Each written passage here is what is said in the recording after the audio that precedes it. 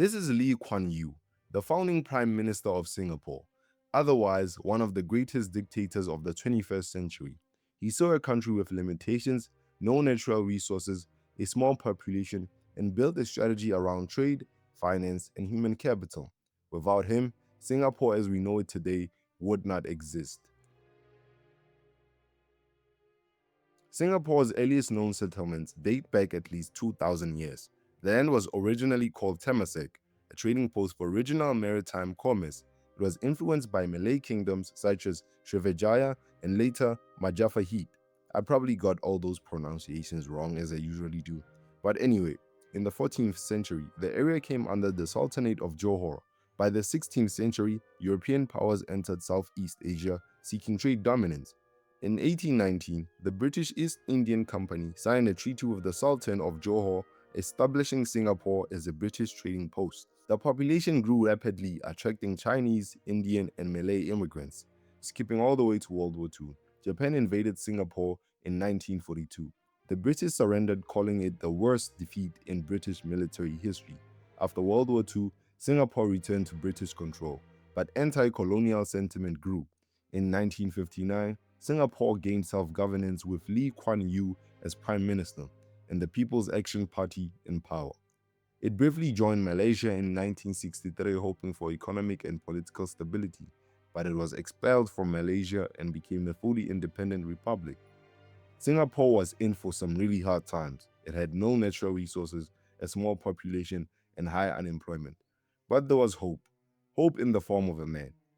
Lee Kuan Yew implemented economic development strategies, strict laws and governance, and urban planning. The result was rapid modernization and transformation into one of the world's wealthiest nations per capita. Modern Singapore is a global financial, shipping, and tech hub. Located at the tip of the Malay Peninsula, Singapore's total land area is roughly half the size of New York City. It is comprised of 63 islands, with the main island being the largest and home to nearly all of Singapore's population. It has been actively expanding its land area through land reclamation, increasing its size by 25% since independence. Mostly flat with low hills, Singapore has no major rivers but a few small rivers and reservoirs for fresh water. As of June 2025, Singapore's total population is 6.11 million. Singapore has one of the most advanced and prosperous economies in the world, with a GDP per capita among the highest globally. Its key economic sectors are finance and banking, trade and logistics, with the Port of Singapore being the busiest container port in the world. Manufacturing and industry is huge, with focus on electronics, biomedical science, and precision engineering. Then there's tourism and hospitality, and technology plus innovation. Singapore has low tariffs, free trade agreements, low corporate taxes, and multiple incentives for innovation. The Singapore dollar is known for strong monetary policies that prevent hyperinflation and maintain a stable financial system. The economy is really good, but the lack of natural resources, high cost of living, real estate, and dependence on global trade makes it vulnerable to external shocks. Kind of reminds me of the UAE. The Singapore Armed Forces includes an army, navy, and air force. Despite its small size, Singapore maintains a highly advanced, technologically sophisticated, well-trained military. It focuses on deterrence and defense. Military service is mandatory for all citizens and permanent residents, typically starting at the age of 18. It has strong ties with the United States, Australia, and regional partners.